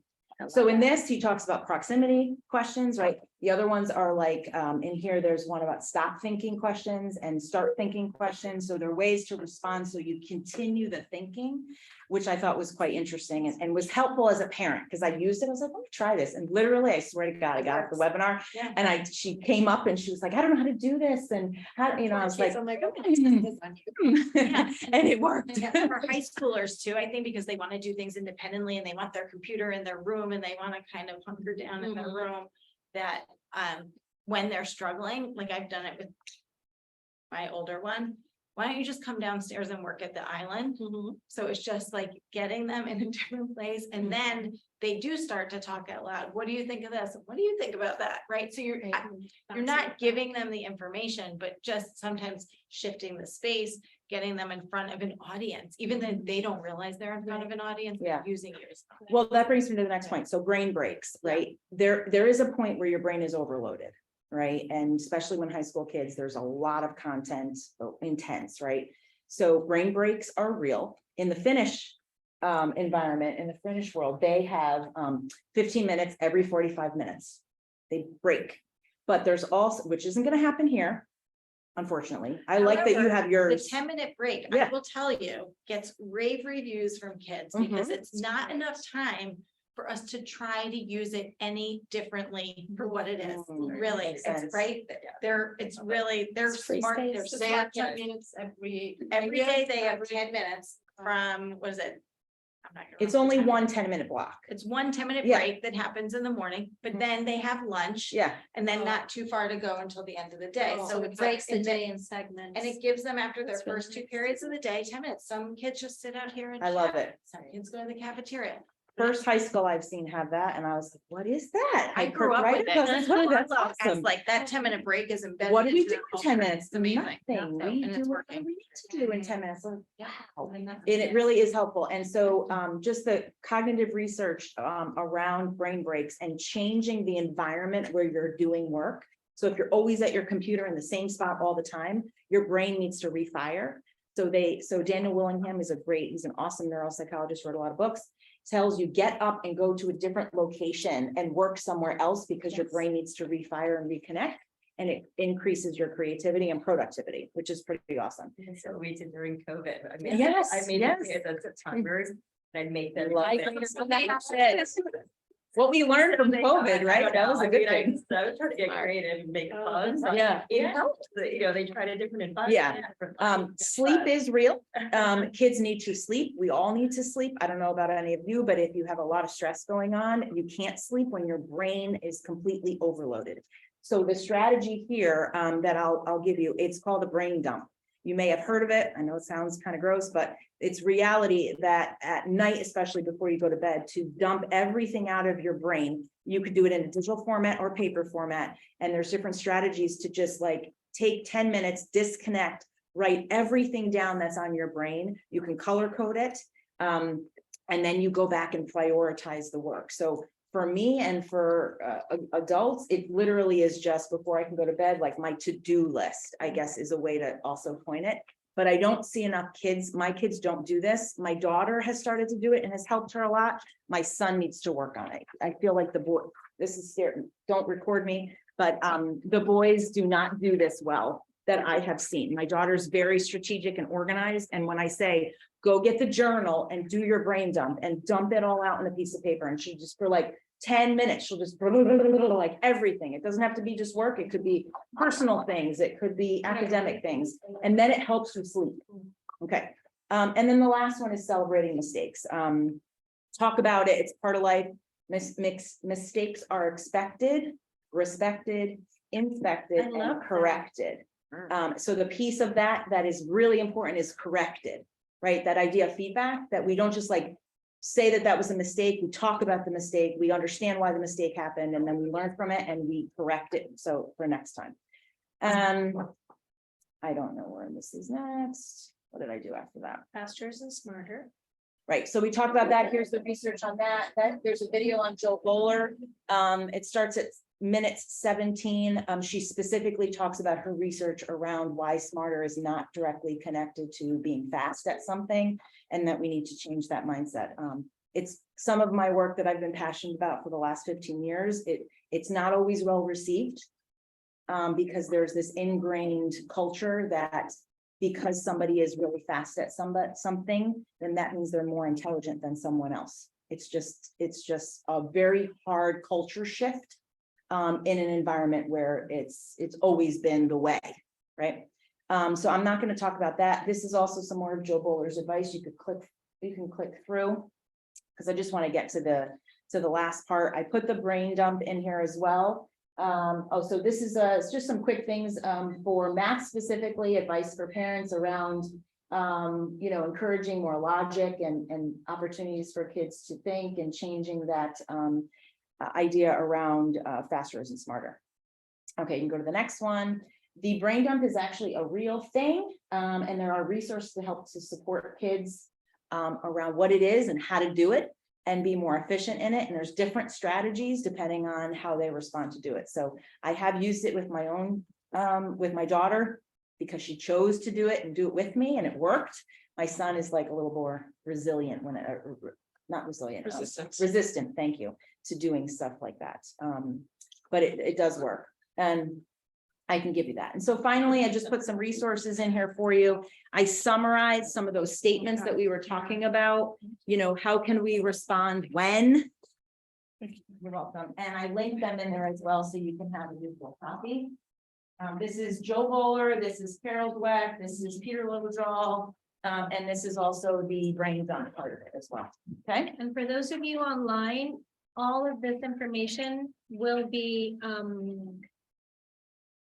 this conversation is recorded, and we also send out the presentation, so you will be able to retrieve the presentation and Tina's resources through the PTO's communications. Yeah, and so I tried to synthesize some of the most important pieces, making sure it gives us some language to like shift that growth mindset, but also just be mindful of some of the statements we want to try to avoid, right? So I hope this was helpful. I really valued our conversation. I know that we all have experts on this, so it was really great to connect with all of you. So I appreciate it. Thank you. Thank Thank you. you. Thank you. Thank you. Thank you so much. Bye, everybody. Tina, thank you so much for coming. We really appreciate it. And of course, Megan as well. This was a great opportunity to hear from you. I appreciate We it. appreciate your time Thank you. very much. For everybody at home, thanks for tuning in, and just a reminder, our next general board meeting for the PTO is on January 6th, 9 AM. This meeting will be virtual, hopefully Zoom, so look forward to logging in then and see you all then. Until then, Happy New Year, happy holidays, and see you next month. Thanks. Thank you. Bye. So the next meeting is not in person. Correct. Yeah, so